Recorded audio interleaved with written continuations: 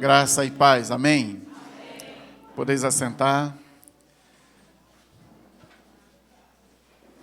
Que igreja linda, igreja adoradora, uma igreja viva, uma igreja que domingo pela manhã está buscando ao Senhor, se consagrando, se entregando.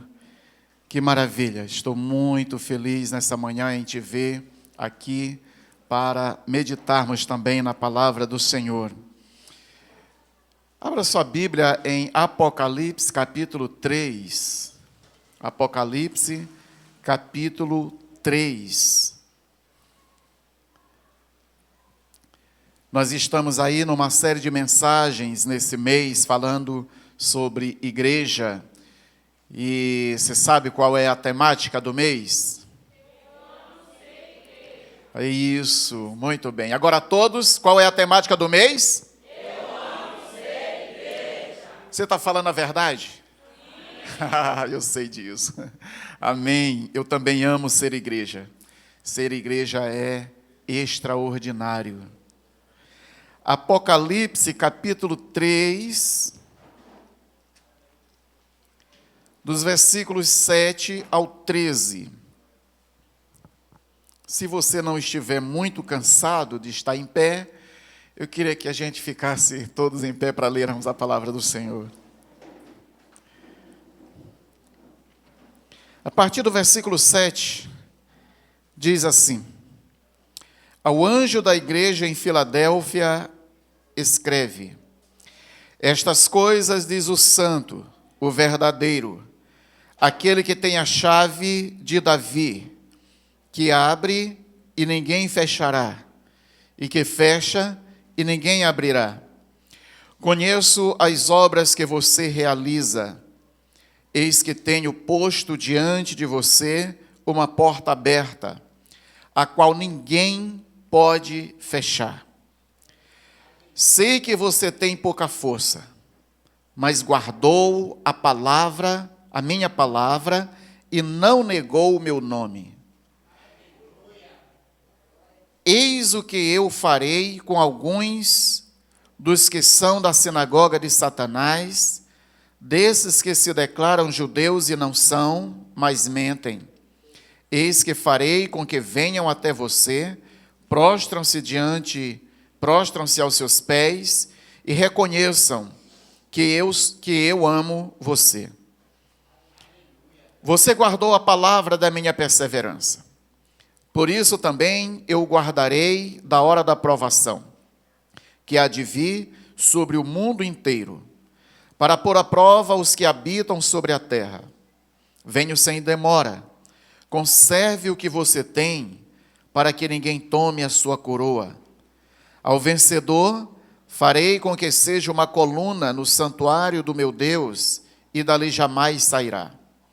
Gravarei sobre ele o nome do meu Deus, o nome da cidade do meu Deus, a nova Jerusalém, que desce do céu, vinda da parte do meu Deus, e com o meu nome, e com o meu novo nome. Quem tem ouvidos, ouça o que o Espírito diz às igrejas. Ainda de pé, põe a mão na direção do seu coração e peça ao Senhor uma revelação dessa palavra para a sua vida. Senhor, nós estamos diante da tua santa palavra, a maior palavra, a palavra que criou os céus e a terra, que criou todas as coisas. Por meio da tua palavra, Senhor, o Senhor transformou o caos em um jardim maravilhoso. Talvez exista pessoas aqui nessa manhã, meu Deus, que esteja com o seu coração como estava no início, como as coisas estavam no início, que a terra estava sem forma e vazia. Talvez alguns aqui nesta manhã estão assim, sem forma e vazios. Mas o Espírito de Deus pairava sobre a face das águas. E o Espírito de Deus paira sobre este lugar aqui também. Então o Senhor começou a dizer haja luz. E à medida que o Senhor ia dizendo, as coisas iam acontecendo e o Senhor começou a fazer o universo tão lindo, a partir do caos. O caos deixou de existir. E a tua criação foi estabelecida de forma tão linda. E é essa recriação que nós pedimos dentro de nós. Que todo caos, que todo coração, que toda alma sem forma e vazia seja preenchido hoje pela tua doce presença, pelo poder do teu Espírito Santo que transforma, que guia, que cura, que recria aquilo que foi morto, que traz a ressurreição, aquilo que já está enterrado há muito tempo, talvez sejam sonhos, projetos, que já estão enterrados, que já estão esquecidos. Traga à tona, Senhor, nessa manhã, com a tua palavra criadora, com a tua palavra que recria todas as coisas. Assim nós te pedimos, em nome de Jesus. E Jesus disse que se alguma coisa vocês pedirem ao meu Pai em meu nome, isso será feito. E nós estamos te pedindo nessa manhã, em nome de Jesus, Pai. Amém. Podeis assentar, queridos. Na quarta nós estivemos pensando sobre o tema, o que é igreja. E nós podemos ver que Jesus fundou a sua igreja. Ele é a base, ele é o criador, ele é o dono da igreja. Foi ele quem criou a igreja. Nós vimos também que ele é o edificador da igreja, é ele quem nos edifica, é ele que construiu a igreja, que constrói a igreja, é ele quem edifica. Se os construtores, diz a palavra, estiverem construindo a casa, mas se o Senhor realmente não construir, é em vão o trabalho. Se o Senhor não guardar a cidade, em vão vigiam os sentinelas. É em vão o nosso trabalho de edificarmos uns aos outros, se o Senhor não decidir nos edificar. Se você está aqui nessa manhã, é porque o Senhor te trouxe. É porque o Senhor te conduziu até aqui para ouvir mais uma palavra. Também nós ouvimos que, além dele ser esse alicerce da igreja, além dele ser esse edificador da igreja, ele também é o protetor da igreja. Ele diz, eu edificarei a minha igreja e as portas do inferno não prevalecerão contra ela. Amém? Não vai prevalecer. As portas do inferno, que ali, inferno é Hades, mundo dos mortos, que está ali o poder da morte e do inferno, não pode nos deter, não pode nos paralisar. Por quê? Porque Jesus lá na cruz do Calvário, ele morreu a nossa morte. Ele ressuscitou, ele venceu a morte e o diabo. Ele tem a chave do inferno e da morte. Por isso, a sua igreja é imparável. A sua igreja não pode ser destruída.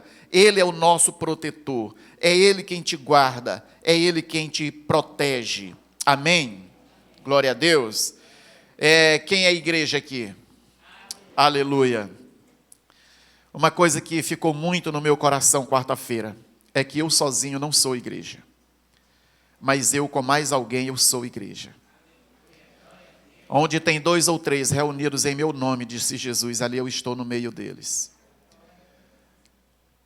Esse fake news que estão pregando por aí, que eu posso ser igreja na minha casa, não preciso ir ao templo, isso é uma falácia.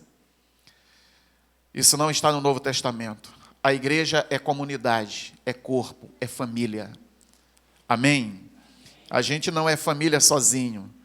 Ah, eu sou solteiro, mas eu sou a minha família. Não, para você ter uma família, você precisa casar, né? A partir daí já é família, mesmo não tendo filhos, mas tendo filho também, aí é família. Eu sozinho não posso ser família.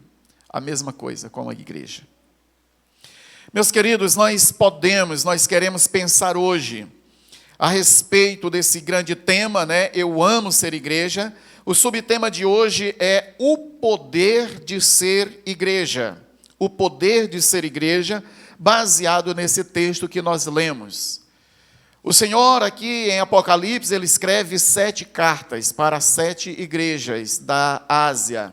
João, o último apóstolo, ele está lá na ilha de Patmos, desterrado. O Império Romano desterrou para lá, ele ficou lá para morrer por lá.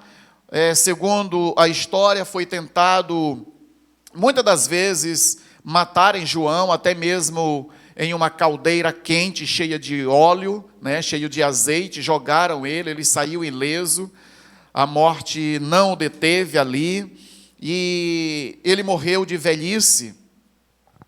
Mas antes da sua morte, o Senhor ele trouxe uma revelação. Apocalipse significa revelação.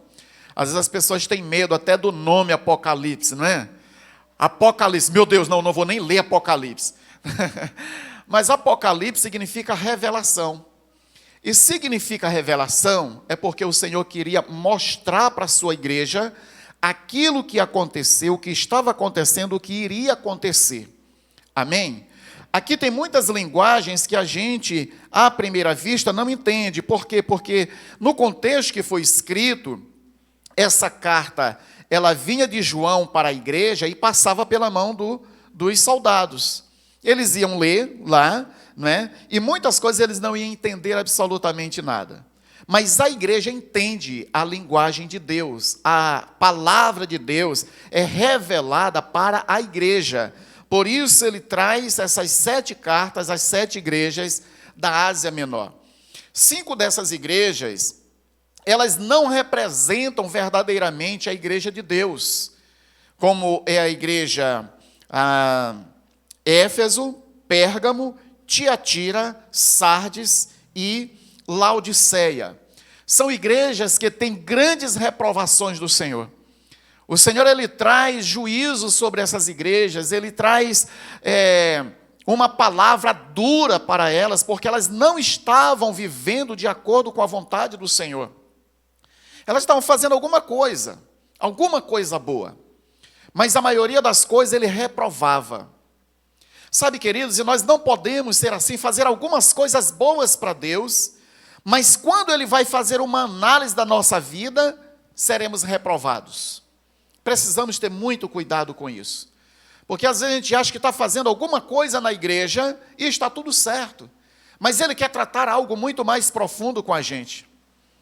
Mas existem 2 igrejas, Esmirna e Filadélfia, que é essa mesma aqui que nós lemos, a carta que o Senhor mandou para ela, que representam a igreja fiel, a igreja verdadeira.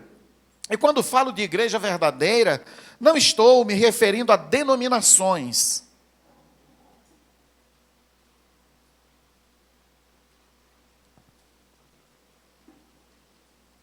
Porque nós temos milhares e milhares de denominação. Mas, quando fala de igreja, não está falando especificamente sobre denominação. Qual é a igreja verdadeira? É a igreja batista? Também. Mas é fora a placa. É independente da placa.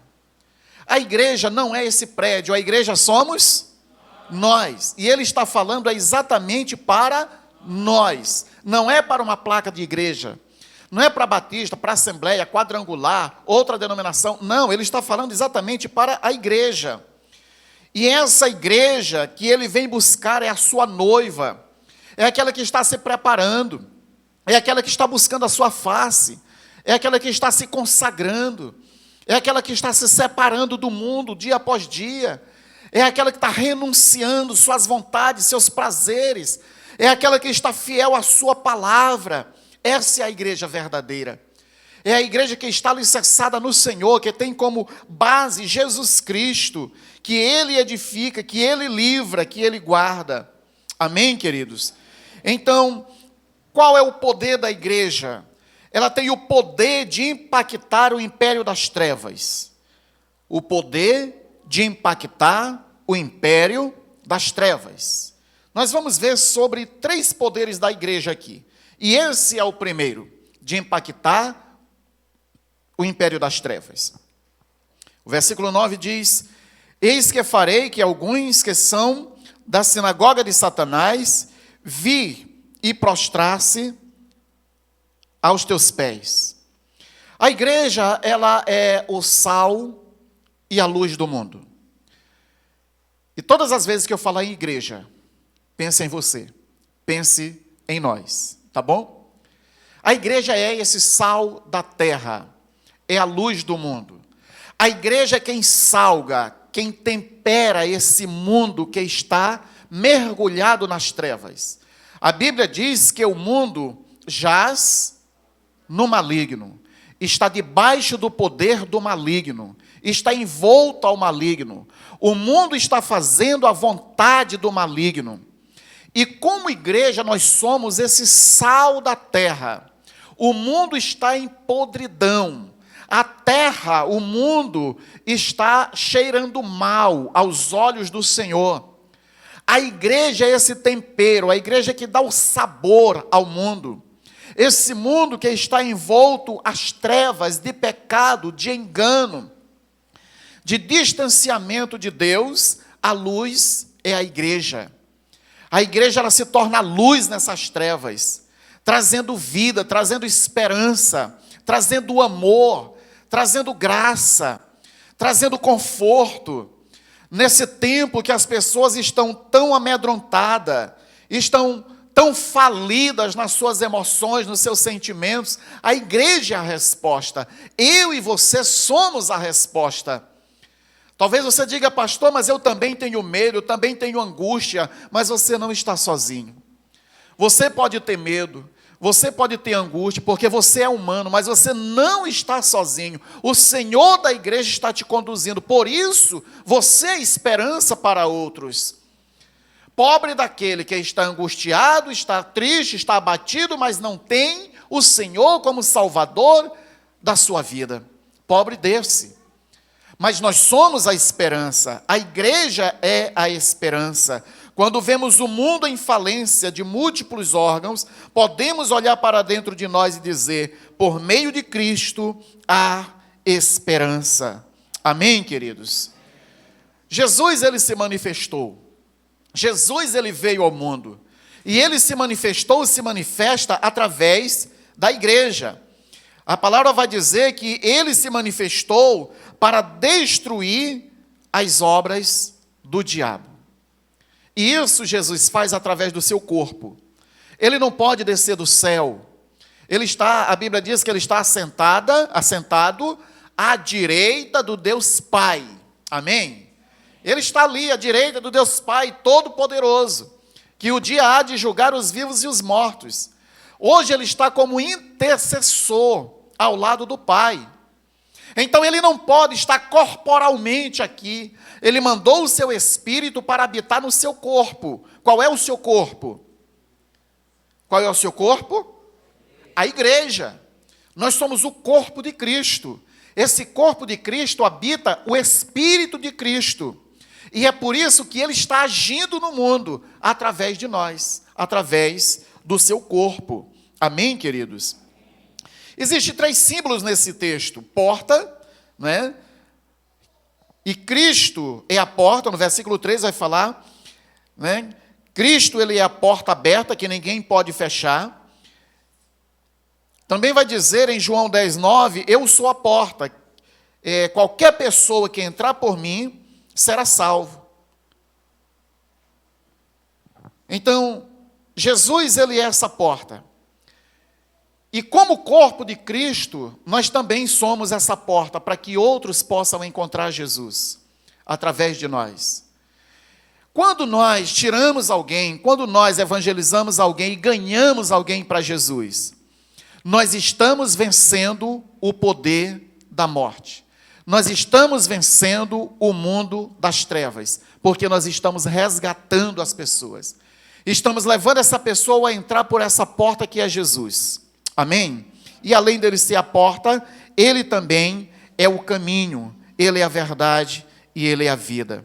E diz que as portas do inferno não vão prevalecer contra a igreja do Senhor. Amigos, a questão, porque às vezes a gente fala, a igreja é poderosa, a igreja é forte, a igreja ninguém pode deter, a igreja está vencendo o poder das trevas, e você olha para você e diz assim, puxa, mas eu estou tão fraquinho. Quem sou eu? Não é? A questão é que esse poder ele não é nosso. A questão é que é quem mora dentro de nós. A questão não é se você é fraco, tem pouca força. É se você e eu vamos guardar a palavra e não negar o nome do Senhor. É isso que Ele quer. Diante das suas fraquezas, diante das suas dificuldades, diante de tudo que você tem negativo, olhe para esse versículo 8. Ele diz assim: sei que você tem pouca força, mas guardou a minha palavra e não negou o meu nome. É isso que vale diante do Senhor. Ele não está interessado se você é muito forte. Ele está interessado se você é fiel a Ele. Se você, mesmo com pouca força, guarda a sua palavra e não nega o seu nome. Você pode se comprometer com isso hoje. Guardar a palavra do Senhor no seu coração e não negar o seu nome.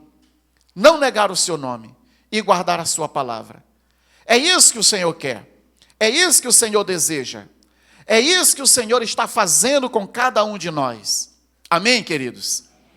Então, eu não estou tão forte, eu me acho tão fraco. Beleza, é na fraqueza que o Senhor é glorificado. É na fraqueza que o poder dele é aperfeiçoado. Nós lemos ainda agora em 2 Coríntios. Entende? É na sua fraqueza. Mas duas coisas nós precisamos fazer: não negar o seu nome e guardar a sua palavra. O segundo poder da igreja é o poder de perseverar em meio às provações. Perseverar em meio às provações.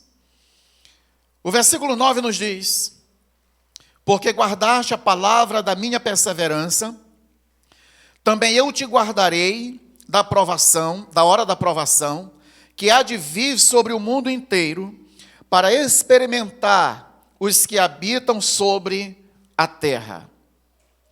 Então esse é o outro poder da igreja, o poder de perseverar em meio às provações. A igreja ela tem esse poder dado por Deus, de perseverar. As provações, queridos, elas vêm para todos nós. E o texto está dizendo que Ele vai nos guardar da provação que há de vir sobre o quê?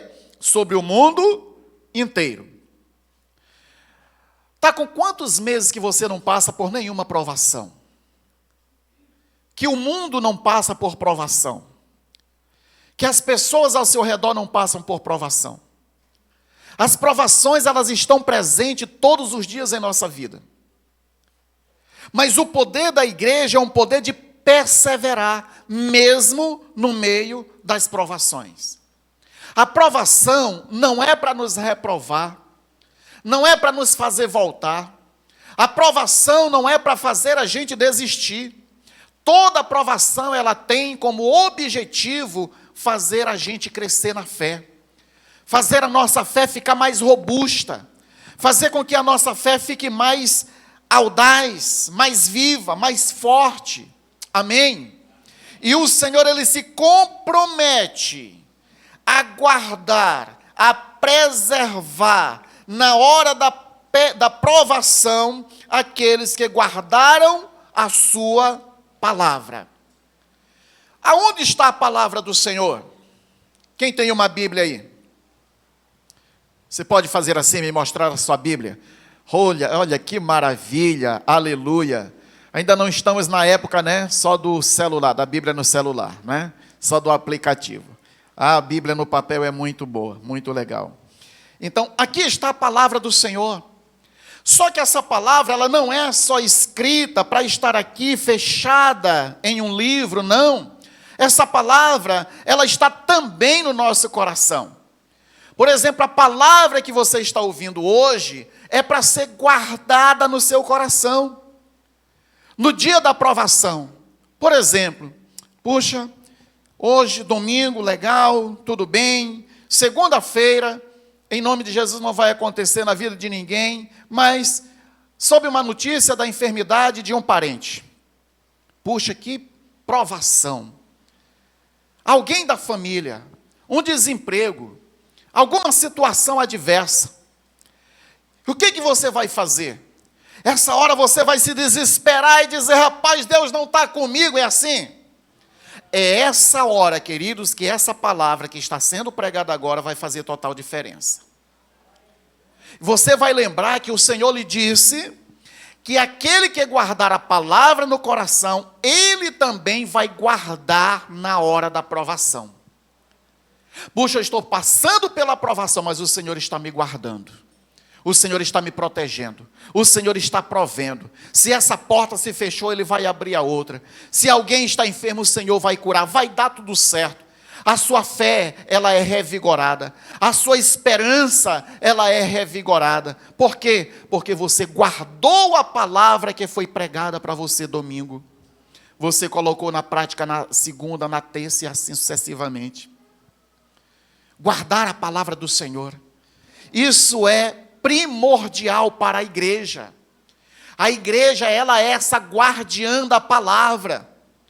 Em todas as décadas, todos os séculos, todos os milênios, a igreja guardou a palavra. É por isso que nós estamos aqui hoje.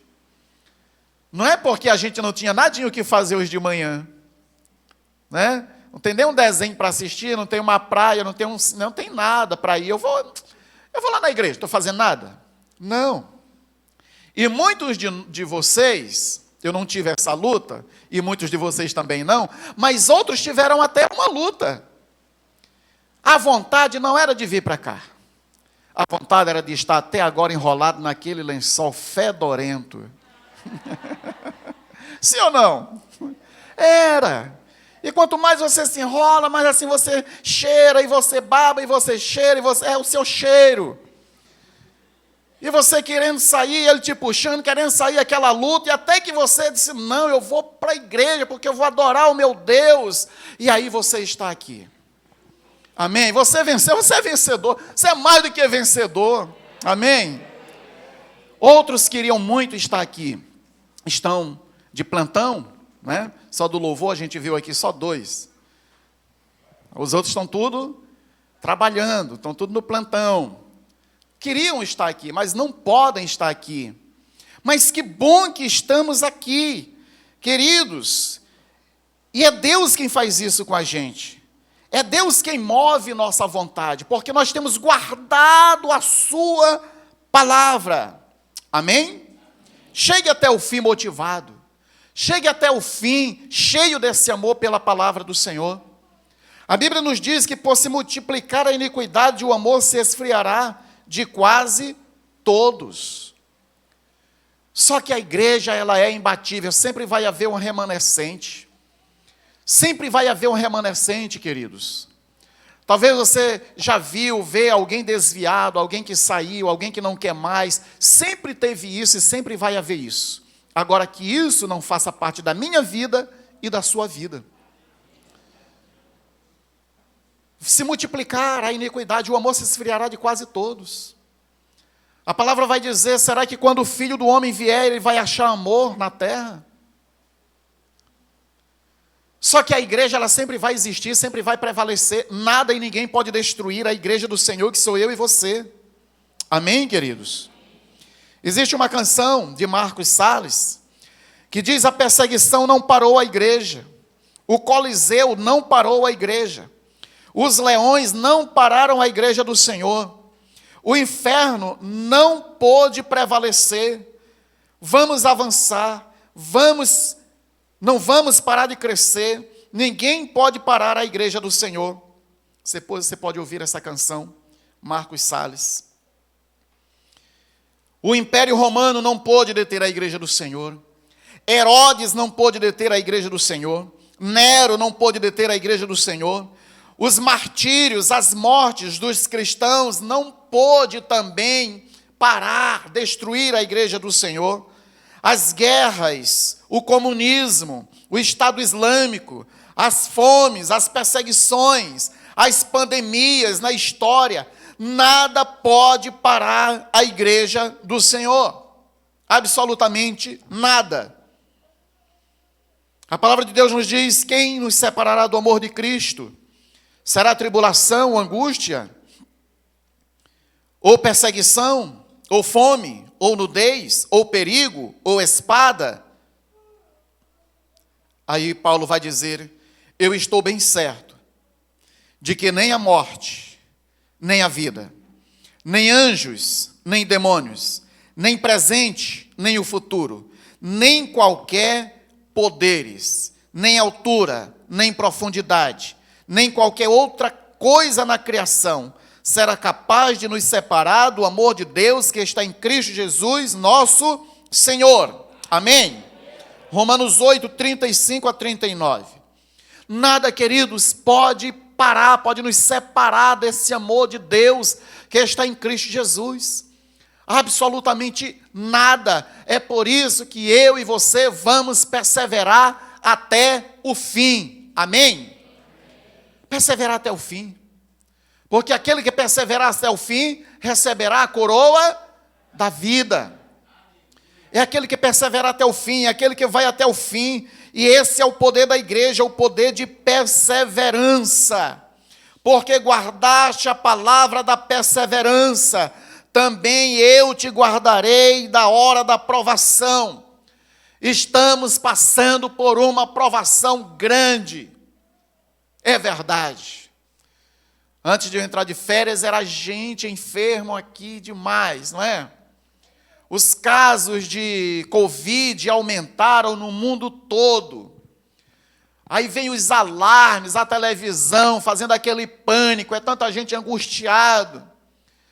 O Senhor está dizendo que Ele vai guardar você na hora da provação que há de vir sobre a terra. Na hora da provação, Ele vai te guardar. Graças a Deus, guardou durante esse período todo. Olha, estamos todos aqui, você é um milagre de Deus, amém? Nós tivemos, durante a pandemia, tivemos uma baixa aqui, que foi da irmã Maria. Mas houve baixa aqui, mas um acréscimo no céu, amém? Então, Deus nos guardou, guardou cada um de nós, independente se pegamos Covid, se não pegamos, mas Deus continuou nos guardando. Amém, queridos? Então persevere em todo o tempo. A semente, a palavra que foi semeada no seu coração, deixa ela germinar, deixa ela crescer. Sabe, a semente que nasce na terra boa, ela cresce, ela frutifica a 30, a 60 e a 100 por um. Nesse mesmo texto vai dizer que existe outros tipos de solo, é verdade. Aqueles que caem na terra pedregosa, que tem pouca terra, logo nasce, não é? Mas depois, vindo o calor, vindo as provações, logo ela seca. Esse é o tipo de gente que recebe o evangelho com tanta alegria. A gente prega, não é isso que eu quero mesmo, eu vou me converter e eu vou avançar e tal. Depois de 1 mês, 2 meses, 3 meses, a gente já não vê mais a pessoa. Por quê? Porque não houve raízes, não houve profundidade. Outras até têm profundidade, mas a semente ela caiu em um coração cheio de espinhos, na terra cheio de espinhos. É a vida que está tão preocupada com as riquezas, com o trabalho, com tantas coisas do mundo, e essas coisas elas sufocam a palavra de Deus. E a palavra, ela não pode frutificar no coração dessa pessoa. Isso é triste demais. Ela até cresce, ela até está no meio, mas não tem fruto, não tem vida, não tem alegria, não tem paz, vive murmurando, é uma tristeza só. Por quê? Porque os cuidados do mundo estão sufocando essa palavra que está no seu coração. Nós não podemos, queridos, deixar que nada sufoque essa palavra. Podemos trabalhar, podemos estudar, podemos fazer tudo o que temos que fazer, mas a palavra ela precisa ser prioridade em nossa vida. Caso contrário, essas coisas vão sufocar e não vai haver frutificação. Existe aquele solo que a semente nem entra na terra. É o tipo de solo que a semente é lançada, essa semente é a palavra de Deus, mas a pessoa ela não está concentrada. A pessoa ela ouve com os ouvidos humanos, com os ouvidos físicos, mas ela não ouve com o coração. Não tem revelação da palavra, porque uma coisa é você ouvir o que estou falando, outra coisa é o Espírito Santo trazer as verdades ao seu coração. E esse tipo de gente, esse tipo de solo, a palavra não passa daqui. Chegou em casa e já esqueceu tudo. Aí ele vai dizer que esse tipo de semente é que os pássaros chegam e comem logo. E ele vai explicar que é Satanás que pega essa palavra e não deixa essa palavra descer ao coração das pessoas. É por isso que durante a ministração de uma palavra é muito importante concentração total. Às vezes a criança está chorando, a gente é tendencioso a olhar, aí já perdeu a semente. O sono vem, a gente, né? Meu Deus, o que foi que falou mesmo? Aí até a gente pegar novamente o fio da meada, né? Então, essa manhã de domingo, assim, para sono, é guerra. Não é verdade? Mas não estou falando com vocês não, que assim está todo mundo vivo. Todo mundo com o olho bem aberto, graças a Deus. Aleluia! E às vezes o inimigo ele tenta roubar a palavra. Nós não podemos deixar, porque essa palavra ela precisa cair no solo bom e então frutificar a 30, a 60 e a 100 por um. Amém? Para isso a gente precisa perseverar. Perseverança, amados. Amém? Na hora da provação que há de vir sobre o mundo inteiro, eu vou te guardar. O Senhor está trazendo essa promessa ao seu coração nessa manhã. Você não está sozinho, então persevere. E o outro poder da igreja é o poder de ser coroado. O poder de vencer e ser coroado. Eis que venho sem demora, guarda o que tens, para que ninguém tome a tua coroa. A quem vencer, eu farei coluna no templo do meu Deus. Aqui estão as recompensas. Parte das recompensas daquele que vencer. Ele vai ser coroado. Nós já temos uma coroa. A coroa da vitória, que está preparada para nós. Agora falta ela ser colocada na nossa cabeça. Amém? Se nós temos essa coroa, ele está dizendo, olha, cuidado, para que ninguém tome a tua coroa. Coloca a mão na cabeça, diz, a minha não.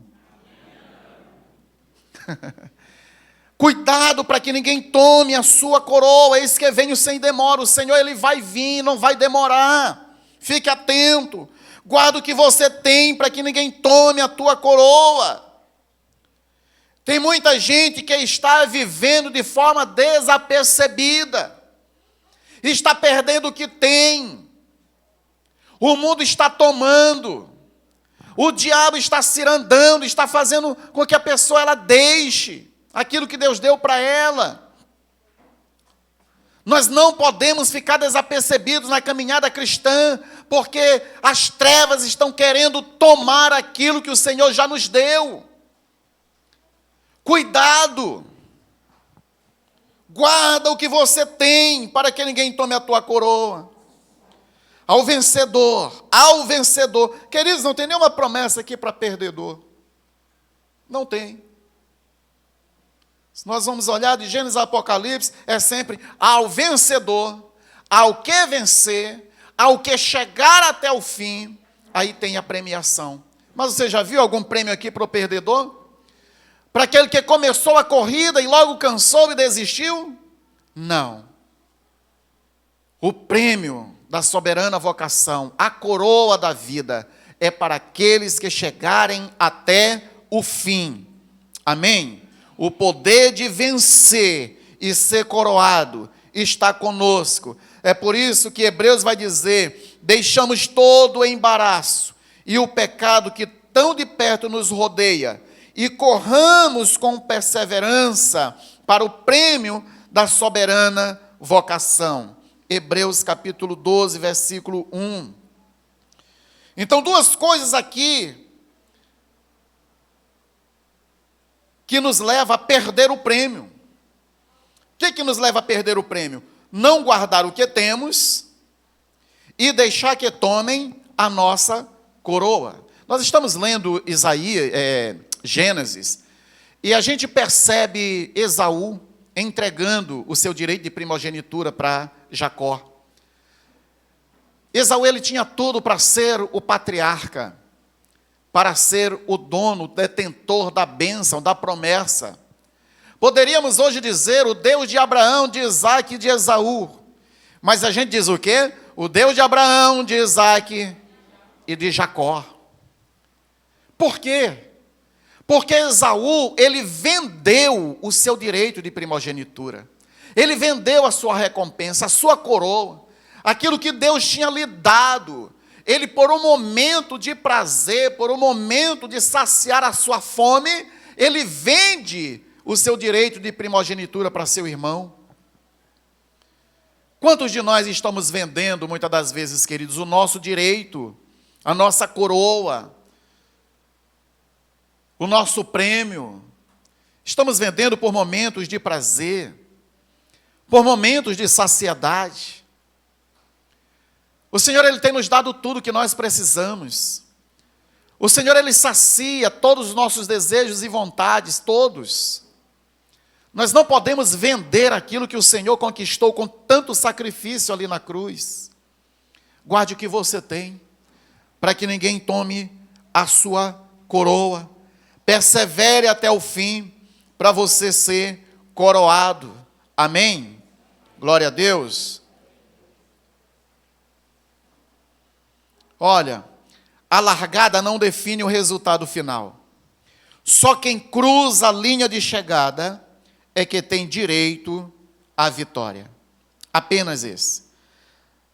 Tudo bem, começar bem é bom, mas terminar bem é melhor ainda. Eu sei que às vezes é difícil, mas não é impossível. O Senhor, ele prometeu estar conosco todos os dias até a consumação dos séculos. Ao que vencer, lhe concederei que ele lhe assente comigo no meu trono. Amém? Olha, era tudo que os discípulos queriam. Senhor, eu quero um lugar à tua direita e outro à tua esquerda. Né? A mãe deles veio, os caras não eram nem assim, nem tomavam a decisão, era a mamãe. Mamãe, pede ali um lugar para Jesus para mim. Aí a mãe chega e diz: olha, Senhor, eu quero duas coisas do Senhor. O quê? Que os meus dois filhos, eles sentem à tua direita e outro à tua esquerda. Só isso, só isso. E o Senhor está dizendo: olha, ao que vencer, eu lhe darei que se assente comigo no meu trono. Assim como venci e assentei com o meu Pai no seu trono. Vamos vencer? Amém? Esse é o poder da igreja que vence, o poder vencedor da igreja. Eu e você, nós temos como vencer, sim. Quem tem ouvidos, ouça o que o Espírito diz às igrejas. Você ouviu? Amém? Você ouviu essa palavra? Glória a Deus. Porque assim, quem tem ouvidos? Quem é que não tem ouvido aí? Quem tem orelha aí? Uns mais, outros menos, né? Mas todos têm, né? Uns de orelha pequena, outros de orelha grande, mas todos têm orelha. Isso significa que todos têm ouvidos. Olha a Cleube ali se manifestando. Nem tem. É ele mesmo que está dizendo, não sou eu, viu? Isso não é bullying, não vai me processar. Ele fica dizendo que se ele cair do avião, ele não cai na terra, porque a orelha, não é? É ele que fica dizendo essas coisas aí. Ter ouvido é uma coisa. Ouvido físico. Mas por que ele está dizendo Quem tem ouvidos, ouça o que o Espírito diz às igrejas, porque nem todo mundo vai absorver essa palavra. Nem todo mundo vai viver essa palavra. Agora, eu quero viver essa palavra. Hoje, amanhã, eu quero que essa palavra esteja no meu coração. Eu quero guardar essa palavra. Não negar o nome do Senhor. Porque as provações, elas vieram. Elas estão aí. Mas aquele que guardar a palavra e não negar o nome do Senhor, vai vencer. Ele também vai guardar na hora da provação. Quem tem ouvidos, ouça. Você tem ouvidos? Amém. Que essa palavra ela fique aplicada no seu coração, em nome de Jesus. Vamos colocar de pé, vamos orar.